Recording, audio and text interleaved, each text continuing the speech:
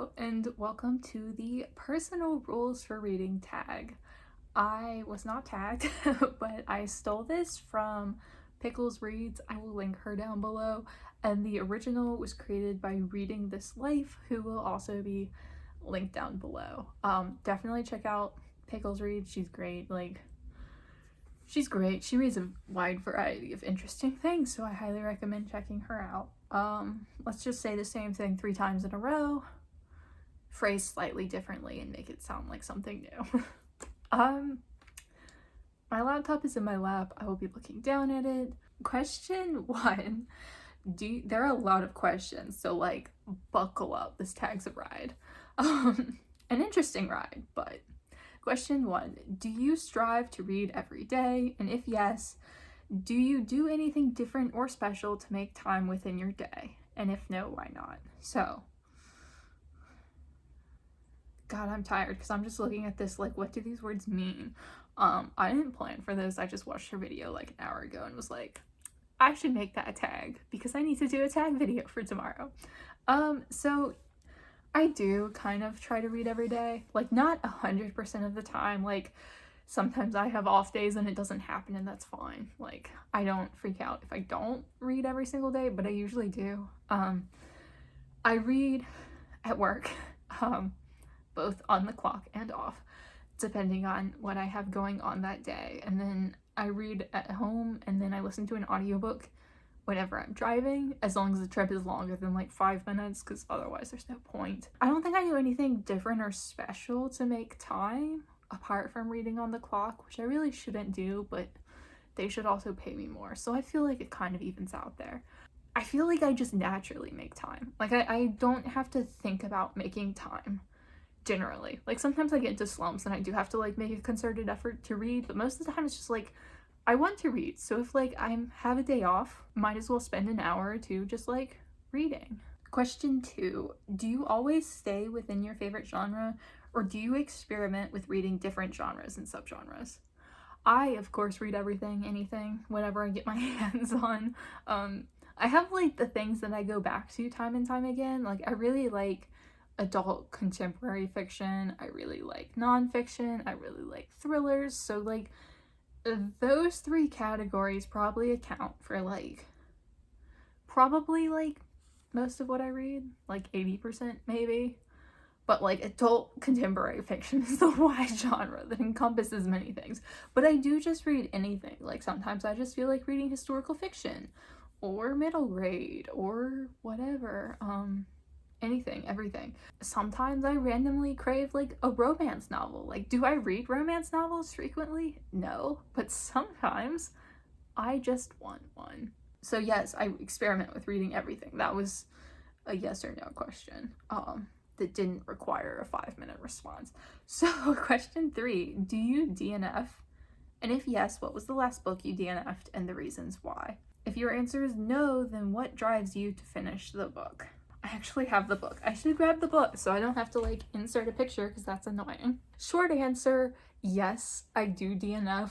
I don't do it often and I don't like to. I find for me that I do often get something out of an experience of reading a book, even if I don't enjoy the book. Even if I think the book is terrible, usually, not always, some books are just terrible, usually I do find something valuable in the experience. Usually I find something interesting, or I enjoy the act of critiquing a book. Not hate rating it, but picking out what the author is doing poorly, what doesn't resonate with me, and why. I find that interesting. So usually I will continue on with a book. However, there are occasional books where I just can't make it through. The last one was Women in Sunlight by Frances Mays. I couldn't. I just couldn't get through this book. I got to a point where I realized I had more than 100 pages to go to get to the halfway point, and I was like, oh my lord, I can't. I can't. So I DNF'd it. I've read worse books. I feel whenever I DNF a book, it's I've read worse things. It's just I was getting nothing out of this experience, and I was very, very annoyed. But generally, I prefer not DNFing books, if at all possible. Question 4, do you like to read challenging books? If yes, what draws you to them? And if not, why do you avoid them? So yes, I do like reading challenging books. I find them interesting. Things are thought-provoking, things that make you think, things that like make you think differently than you might ordinarily. Not always, like sometimes I definitely just go for like good vibes, like no thought, just vibes. That is sometimes what I enjoy. Good cozy mystery, you know? But I do like complicated things. I do like, what was the word they used? Challenging things. I do like things that matter, you know? Like these are the books that like matter and make a difference to me, and the books that I remember generally. Because for me, it's like how much I enjoy a book kind of equals the effort I put in. Like if I'm not putting in a lot of effort into appreciating a book, then I feel like for me that I'm not loving that book, that like I'm not putting the effort in, so I'm not getting that return on my investment, you know? So like challenging books I do tend to appreciate and enjoy a lot more. And then all the questions after this are additional questions, because this is an open source tag, so people who do the tag can feel free to add their own questions. And I am apparently doing this after a great many people who've added their own questions, which is super cool. So Greg's question, do you read books that have been banned by local authorities? I do not know who Greg is or where Greg is based, so I don't know if this question is pertaining to like governments banning books or like, you know, a school library. Either way, well, not either way, I live in America, so my government does not ban books for me, luckily. But yeah, like school libraries ban books. I don't remember exactly. I remember in 3rd grade being told that I was too young to read specific books by a teacher, and then feeling very, very anxious because I'd read like the entire series the year before and was like, oh no, I have done wrong. But I don't generally have a lot of experience with like, in a personal sense, books being banned for me. In general, there are many books that have been banned by many sources, and I do read them. I don't tend to like seek them out, but I just like by happenstance you do like come across them if you read widely enough, or especially like of a certain kind of book. Like anything gay has basically been banned somewhere by someone. Most books about race have probably been banned somewhere by someone.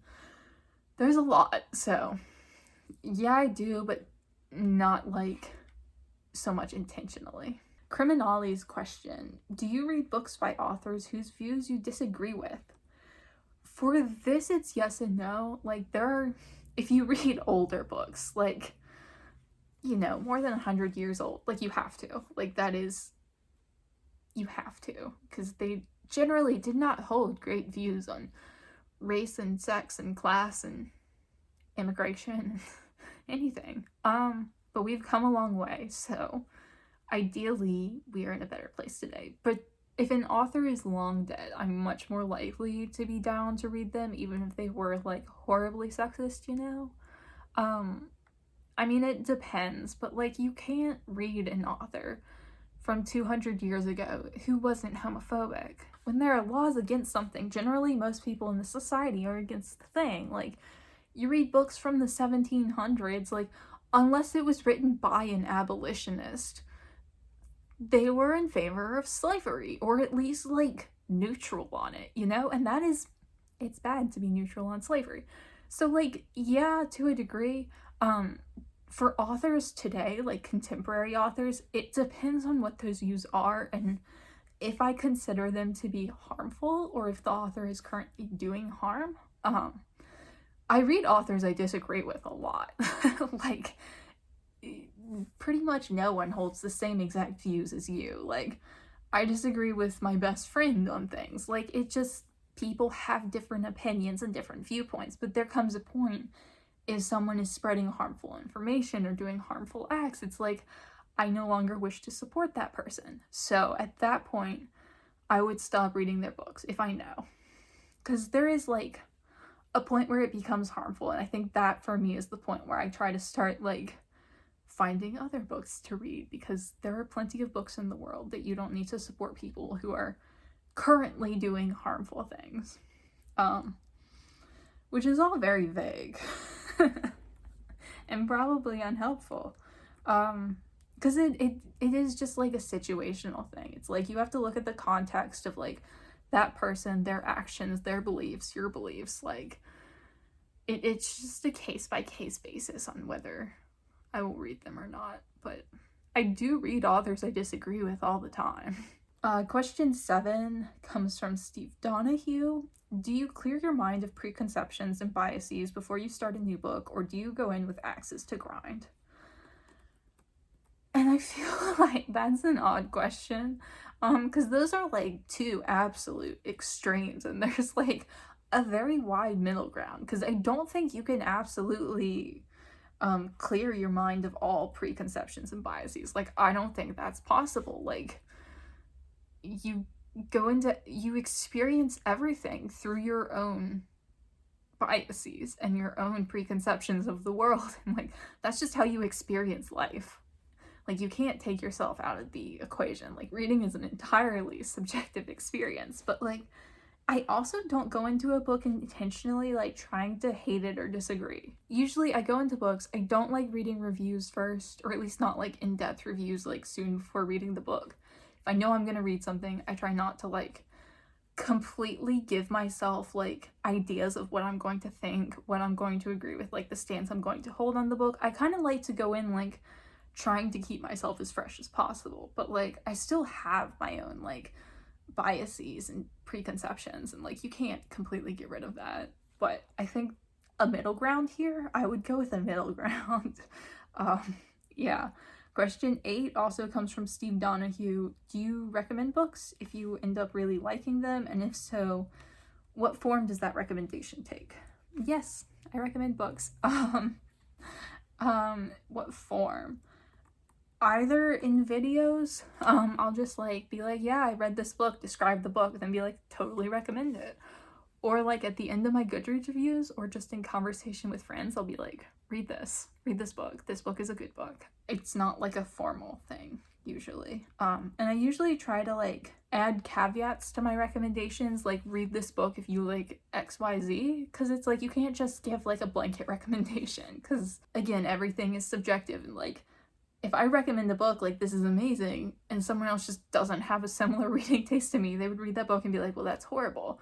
But if I'm recommending a book and I'm like, read this book if you like really slow, drawn out character studies set in the 80s, it's like people who don't like those things can take themselves out of the equation, and then it's much more likely to be a worthwhile recommendation.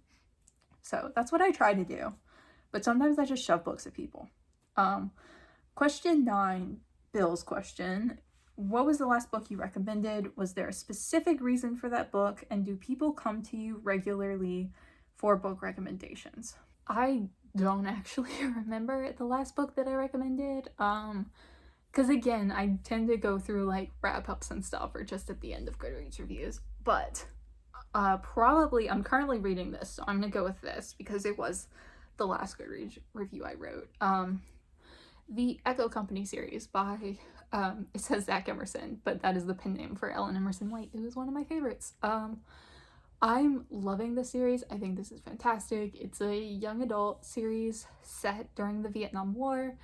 Around the main character is a guy who was drafted into the Vietnam War. He's 18, he doesn't want to be there, he doesn't support the war, but he is there fighting, and it's kind of just like his life, what he's going through. It's really fantastic. She's a wonderful author. So, was there a specific reason? She's my favorite author. She's very underrated and deserves a lot more attention and hype and love than she gets, but I don't think there was a specific reason beyond that. It's just a good book, a good series. This is the third one, 'tis the season, but the series in general is fantastic thus far.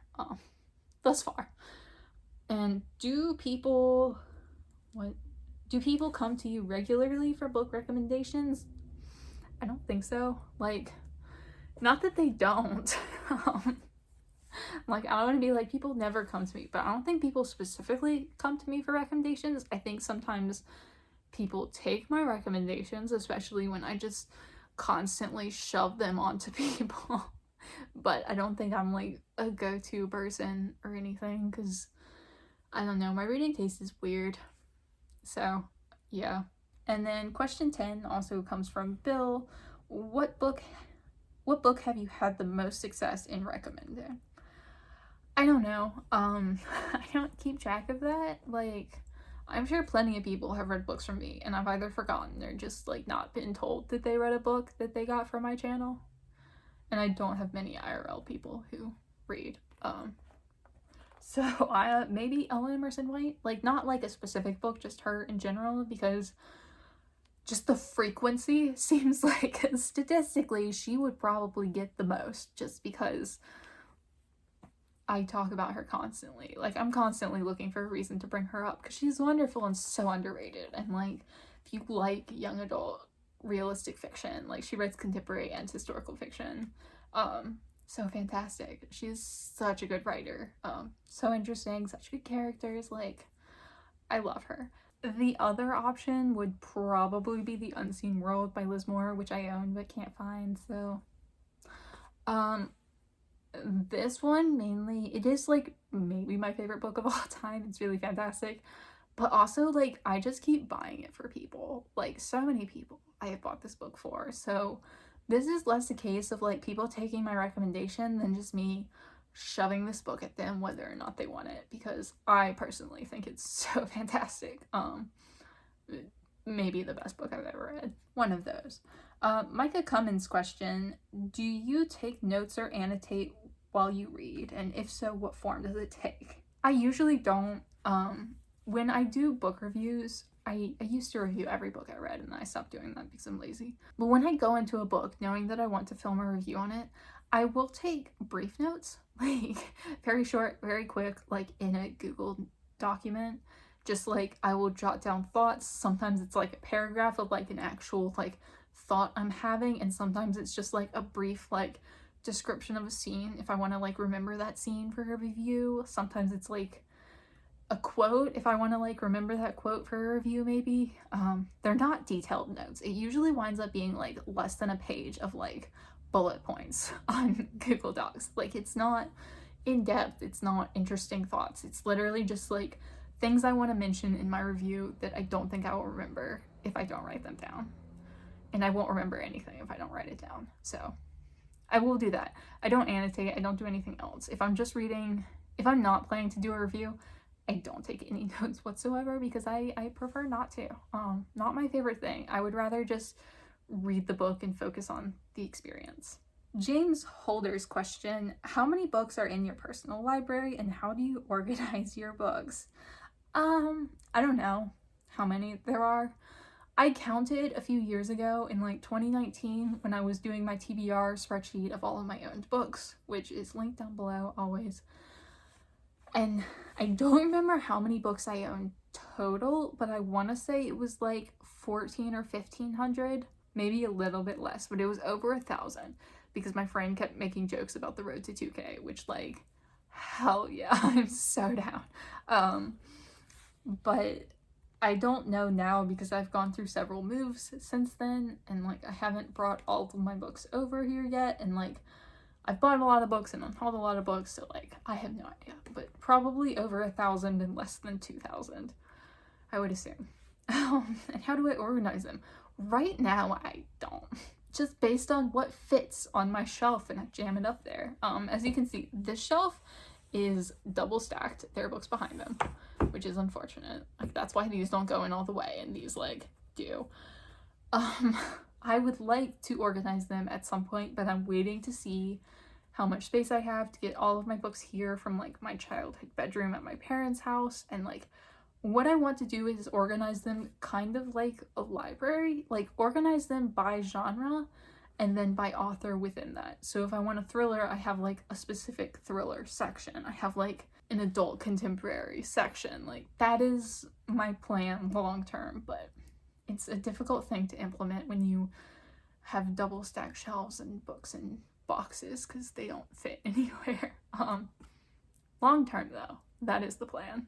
Jim's question, do you read books in languages other than your own? No, I only speak English, so I only read in English. I read translated books, but they have to be translated for me to read them. I have a couple of books in German that I think my parents got me, because I did attempt to learn German at one point in my life. We were required to take a language, and I was like, why not German? And it was difficult. I'm not good at learning languages. I'm bad at it. Like, it just, the way my brain works is not set up well for language learning. I have toyed with the idea as an adult out of school to learn German and like read the book that I have in German, but it's not even like a German book. It was an English book that was translated into German. So like, why do I not just get an English copy in its original language? I don't know. So no, I don't. That was, again, a yes or no question. And then the final question, 14, is from Pickles Reads, and she asked, do you read one book or multiple books at a time? And if multiple, how? So I prefer, generally, to read one book at a time. That is how I just like to read. Just pick up a book, read it all the way through, and then pick up a new book. And like, I read things pretty quickly, and I do tend to read things in fewer sittings. Like, I'd rather just sit down for 3 hours reading a book than like break it up into shorter sections over longer periods of time. It's how I've always read. It's how I just get the most enjoyment out of it. Now though, that's not super realistic for like me getting the most out of my reading. So generally I have one physical book going, which right now is my Echo Company book, which are going by very, very quickly. I started the series yesterday and I'm on book 3. They're short.